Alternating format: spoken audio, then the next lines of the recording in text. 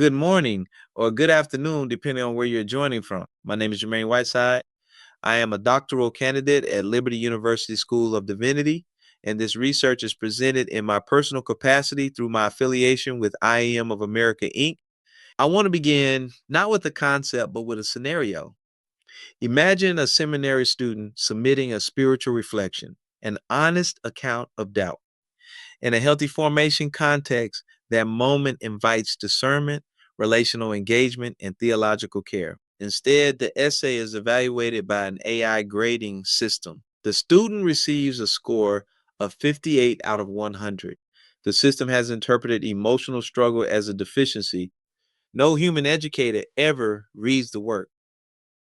While this exact scenario is not yet documented in theological education, the underlying mechanism, automated scoring systems penalizing emotional complexity, is supported by peer reviewed research. The issue, therefore, is not speculative, it is already emergent. This raises a central question, not about technology, but about formation. This presentation introduces faithful intelligence, a normative theological framework for evaluating artificial intelligence in religious education. The central claim is this: AI must be understood not merely as a tool, but as a formative authority shaping moral reasoning, epistemic trust, and patterns of belief. Theologically, formation is not efficient, it is dialectical. It requires friction, relational encounter, and critical appropriation. AI systems, by contrast, are optimized for efficiency and frictionless delivery. This creates a structural tension not based on current limitations, but on fundamentally different logics. Methodologically, this study develops a normative theoretical framework designed for subsequent comparative and empirical application across educational and religious contexts.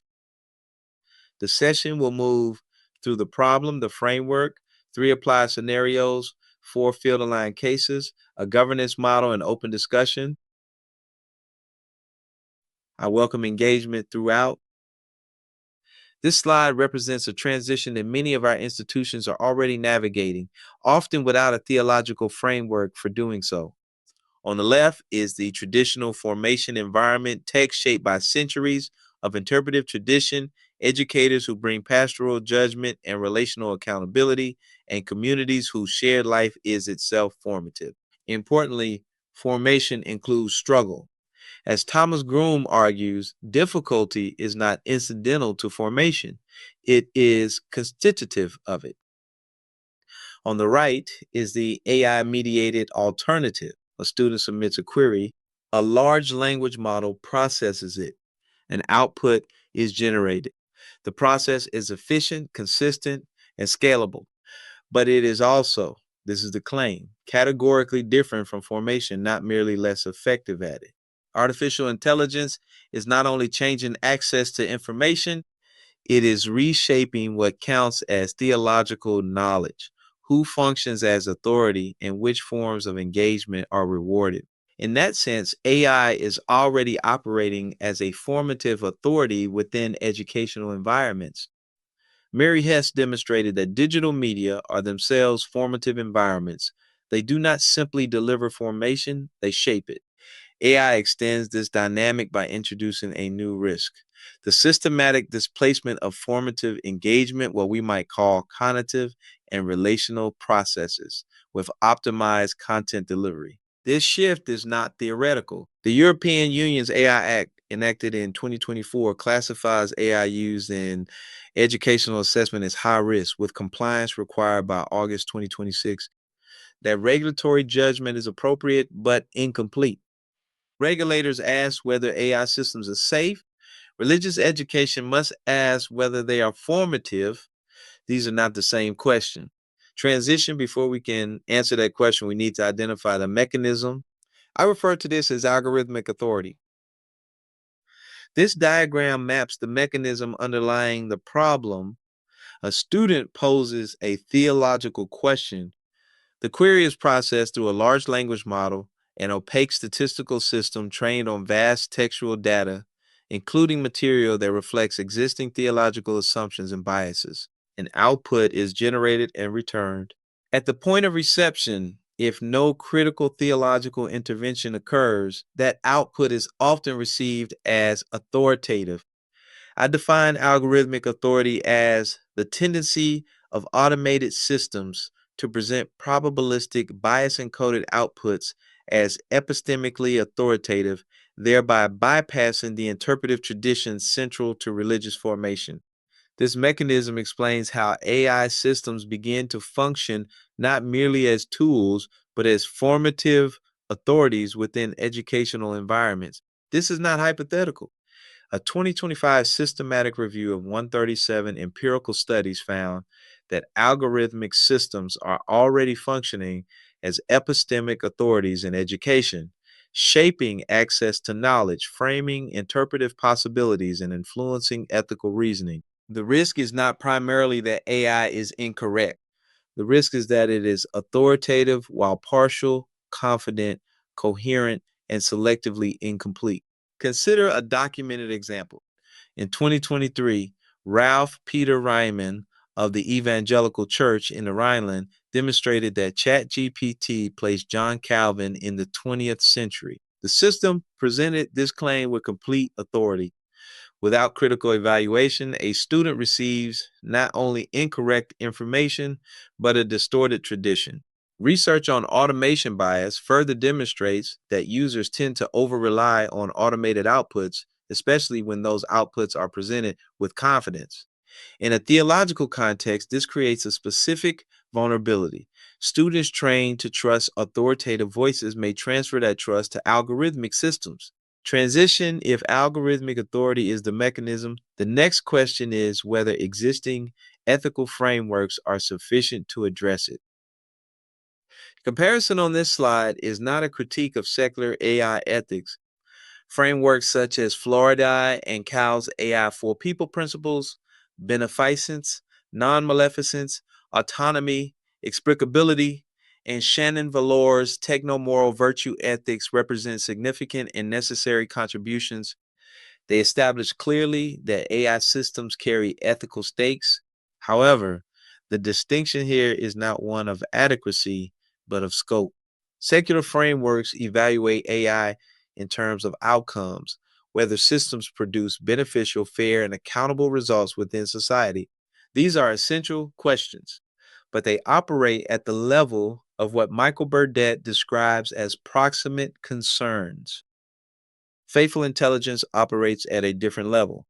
It asks whether AI systems, particularly when functioning as formative authorities, support or undermine the conditions required for theological formation. This introduces a distinction not of better or worse ethics, but of different evaluative domains.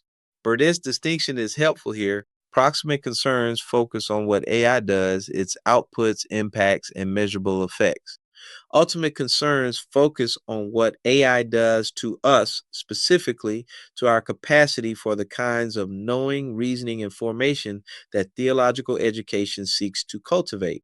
Secular frameworks are well equipped to address proximate concerns. Theological frameworks are required to address ultimate ones.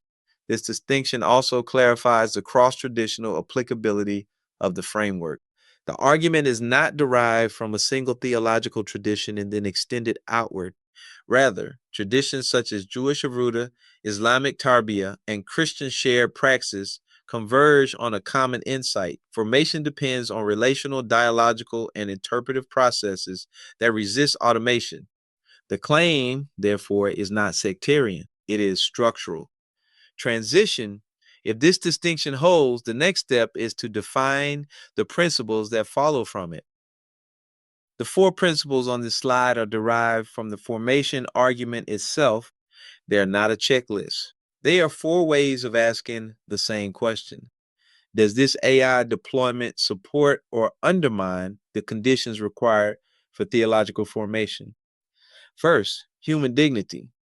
Theological anthropology begins with the claim that every learner bears the image of God, the imago Dei. This is an ontological claim, not a functional one. Human dignity is not contingent on performance. When an AI system reduces a spiritual reflection to a numerical score, it does more than assess, it reframes the learner as a unit of output rather than a person in formation. This principle is not tradition specific. Jewish stellum Elohim and Islamic Karama express the same constraint.